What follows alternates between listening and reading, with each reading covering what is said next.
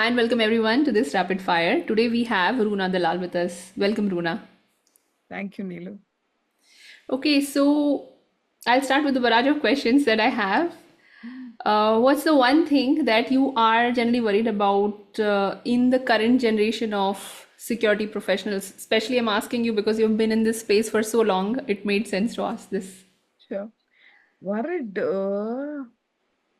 do you all want to work on the next new buzzword and the next new technology without getting the basics right? And I think, and that's what we've seen, at least I've seen even the client server environment, and now everything is on the cloud, almost more or less. Yeah, But the basics remain the same, right? The basics don't change. So, it's very important to get your basics right. great. Okay, so me being from a technical background, one of the few of the attributes I would say for security professionals, particularly pen testers, was having the right kind of resilience, patience, and persistence, right? So that you can get the attack through. Mm. What is the one thing that you need to excel at, particularly when you are on the risk side of things?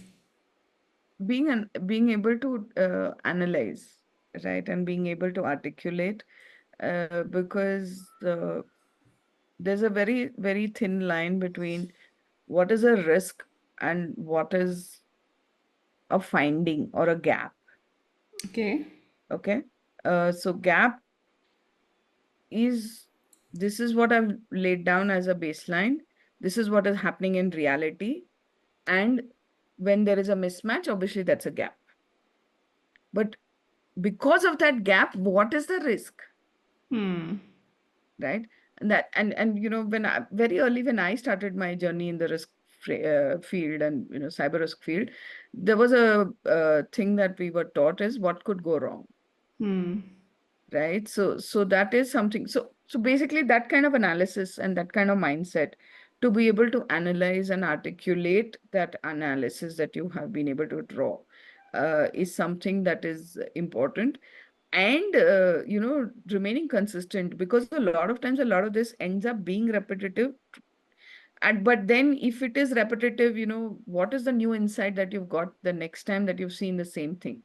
Is there a new insight that it is giving you, or is that a new risk that it is you know showing you that you are not able to see? And are you conditioned into seeing the same thing over and over again versus trying to see something new? Okay. Okay, now let's get a little bit more personal. I figured that you are a dancer yourself. Can you talk about your experience? Do you still dance? What do you I love? do dance once in a while. I mean, maybe, in some party when we're friends together and stuff. But I learned Bharatnatyam and Kathak. I've been dancing. I was dancing since the time I was, I think, 4 years old. Uh, Oh, okay. yeah, so This it's is not probably, party dance. This is you've yeah, learned. yeah, yeah. And it's I guess it's a genetic thing, right? At the end of the day. But yeah, definitely, dance has been, it's been a lifesaver sometimes also, I would say, where, when you're really feeling upset about something and you're highly stressed, I genuinely think, just put on some music and just dance, and don't worry about whether you're getting the steps right or whether you're getting your, hands and movement correct. It doesn't matter. Just let go. So yeah, it's a very liberating experience for me for sure. Yeah, it's very unlikely combination as well. Like very, you wouldn't expect a risk and audit person to be good at dancing, I but don't know if sorry I'm for good the at it. stereotype. No, no, that's okay. Yeah, I know. I get that a lot, and I don't know if I'm good or not. It's just something that I enjoy. Great, great. What's your favorite movie and why? Ouch. Ah, English-Vinglish. Actually, I have lots. Okay, I'm a bit of a movie buff, but there are a couple of them that stand out. English-Vinglish, just for the message that it had, that Sri Devi trying to learn a language just to prove her capability in the world.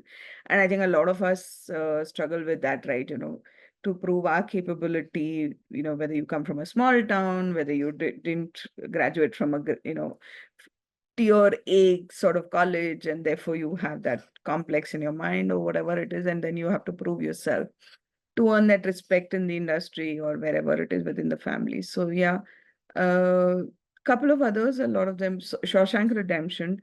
I don't know if Hmm. the youngsters would know about the movie or not, I'm but I not would really, sure. yeah, I would urge them to go and see that.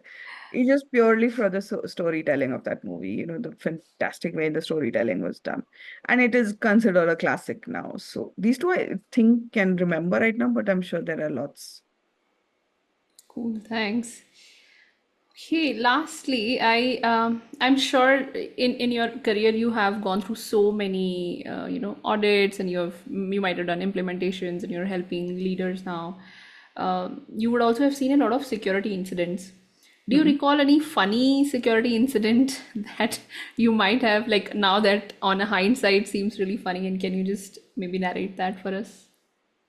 I'm trying to think because there was a time when we were doing an implementation for a large financial services organization, and that implementation was across different countries. Okay. And one of the countries that we had to do the implementation was in China. And so Okay. it wasn't really an incident, security incident per se, but it was just, the communication during that implementation, which was so difficult because of the language barrier, right? That even the parent, the organization, and they are their employees. So I was like, you really need to help us out. But oh my God, it was one of the most harrowing 3 months of implementation in China at that time that I had. That is one I can remember. The other I remember, yeah, I mean, now it seems funny, is when I was reviewing one of the organizations. So it was a startup at that point in time. And most of the startups today, as we know, are cloud born. Their Hmm. infrastructure, everything is cloud born, right? So, and all of their application, their database, the OS, everything hosted in one region of one cloud service provider. Okay. And my question was, why don't you want to hedge your bets and, at least have some, I understand you're a startup, so, you have financial constraints and so on and so. No, no, we're very happy and, they're giving us great service. And so it's cloud service provider A. I said, you need to have backup at least somewhere else, right? At least some bit of at least your application backup needs to be there or your database backup needs to be some. No, no, we are fine. We are doing great. Okay. Cut to after I think it was not even a week. In 3 or 4 days, we heard there was a major outage at that cloud service provider A. Okay. Yeah, so I was like, oh God, I wish that guy had listened to me, right? And genuinely, they were offline for almost a good 3 days. And for a startup, that can be very expensive, right? So yeah, that was, and I never forget that. And anytime anybody asks me for a cloud instance, I always narrate this because to me, it was very classic. Yeah, I mean, they would, I was just thinking and just laughing to myself, they would have said, so what?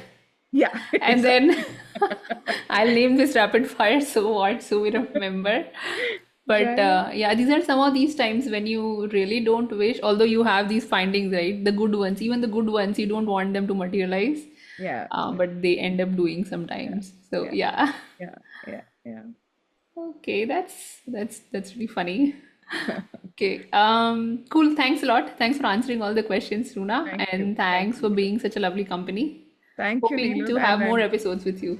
great. And I really look forward to, hearing comments from the listeners as well. And all the best to you for the rest of the season, Neelu. And fantastic work on the podcast. And Thank you.